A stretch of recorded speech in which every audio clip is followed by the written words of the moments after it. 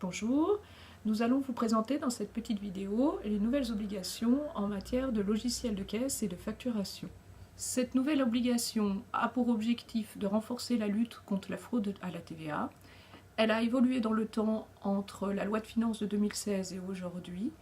Elle n'est pas encore votée à ce jour, mais elle devrait vraisemblablement rentrer en application au 1er janvier 2018. Nous allons dans un premier temps définir quel professionnel est concerné et quel logiciel. Nous verrons également qui n'est pas concerné et quels logiciels ne sont pas concernés. Ensuite, nous établirons les nouvelles obligations à compter du 1er janvier 2018 qui s'imposeront aux logiciels. Et enfin, nous regarderons, nous analyserons comment se mettre en conformité. Dans un premier temps, nous allons donc analyser quels sont les professionnels et le logiciel concernés par cette nouvelle obligation. Tout d'abord, concernant les professionnels concernés, il s'agit de tous les professionnels redevables de la TVA qui réalisent des opérations de vente ou de prestation de services au bénéfice de particuliers, de non-assujettis, quel que soit le justificatif de l'opération, un ticket, une note, et qui enregistre l'opération au moyen d'un logiciel ou d'un système de caisse. Concernant les logiciels de caisse, 4 grands types de logiciels ont été définis par l'administration. Les caisses autonomes, les systèmes de caisse reliés à un système informatisé, les logiciels d'encaissement installés sur un ordinateur en réseau ou non, et les instruments de pesage bénéficiant d'une fonction mémorisation des opérations.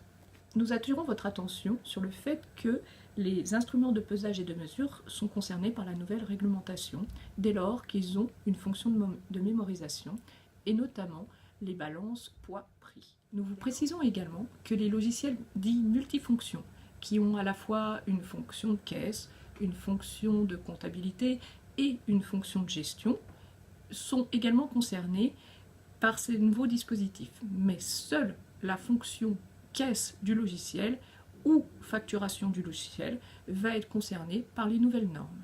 À noter également que cette nouvelle réglementation s'applique à tout logiciel ou système de caisse, quel que soit le mode de règlement du client. Il ne se limite pas au seul règlement espèce. Nous vous précisons que le champ d'application de la loi devrait vraisemblablement être élargi au système de facturation à l'aide d'un logiciel.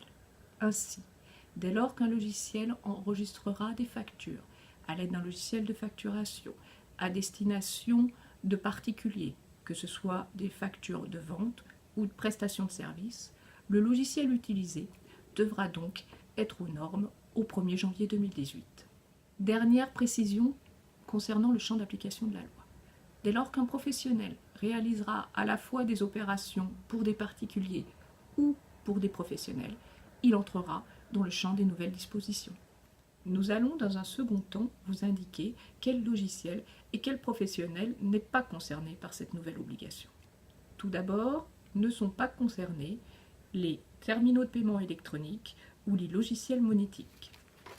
Ne sont également pas concernés les logiciels de comptabilité, les balances n'ayant pas de fonction de mémorisation, ainsi que les caisses autonomes sans fonction de mémorisation. Certains professionnels ne sont pas concernés. Les professionnels qui réalisent uniquement des opérations dites B2B, c'est-à-dire des opérations à destination et entre professionnels, ainsi que les professionnels se trouvant en franchise de TVA ou réalisant des opérations non assujetties à la TVA. L'administration fiscale a précisé que tous les professionnels qui n'enregistrent pas leurs opérations au moyen d'une caisse ou d'un logiciel de caisse n'étaient pas concernés et n'avaient alors aucune obligation de s'équiper d'une caisse aux normes au 1er janvier 2018. Dans une troisième partie, nous allons définir quelles normes doit respecter le logiciel de caisse au 1er janvier 2018.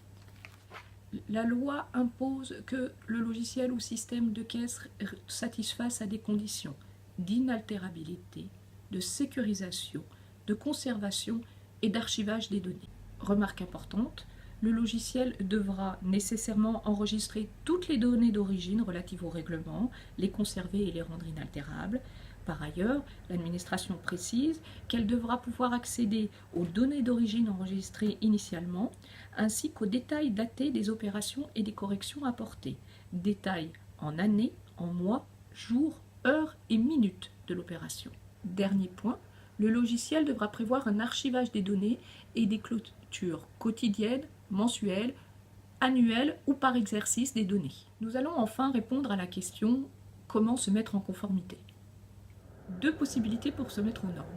Soit obtenir un certificat délivré par un organisme accrédité par le COUFRAC auprès de l'AFNOR ou du Laboratoire national de métrologie d'essai. Soit obtenir une attestation individuelle de l'éditeur du logiciel. L'administration fiscale pourra opérer des contrôles afin de vérifier que le logiciel utilisé par le professionnel est aux normes et que le professionnel dispose de son attestation. À défaut de production de l'attestation dans un délai de 30 jours, le professionnel encourra une amende de 7 500 € par logiciel ou système de caisse. Pour conclure, qui est concerné?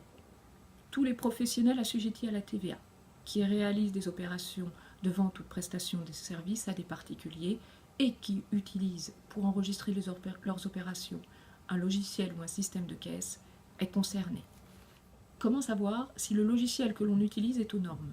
Il convient de contacter son éditeur afin que celui-ci vous délivre une attestation. Il ne le fera pas forcément spontanément. À défaut, il serait préférable que vous lui adressiez un courrier par lettre recommandée avec accusé de réception. Merci de votre attention. J'espère que cette vidéo vous aura permis de mieux appréhender les nouvelles obligations.